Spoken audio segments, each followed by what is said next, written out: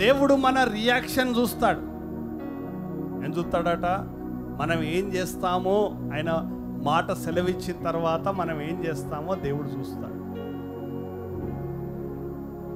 ప్రియమైనటువంటి బిడ్డలారా, నీ యొక్క స్పందన ఎట్లున్నదో చూస్తాడు దేవుడు.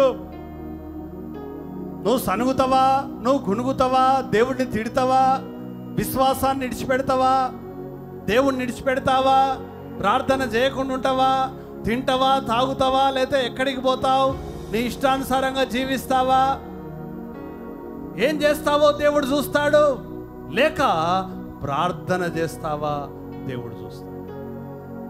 దేవుడు వాక్కు పంపాడు ఏమని? నువ్వు మరణం అవుతావు అంటే, హిజ్కియా నేను ఇంత పని చేసిన, నేను మందిరం బాగు చేసిన, నేను ద్వారాలు తెరిపించిన, నా తండ్రి అంతా దేవాలయం పాడు చేస్తే, అపవిత్రపరిస్తే నేను శుభ్రం చేసి, నేను మందిరం అంతా కడిగిపిచ్చి, మందిరం అంతా తుడిచిపిచ్చి, మందిరం అంతా బాగు చేసి, మందిరం అంతా దేవుని ఆరాధన చేపించి, నేను ఇన్ని మంచి పనులు చేస్తే దేవుడు ఇదా నాకు ఇచ్చే బహుమానం అని రైజ్ కాలే.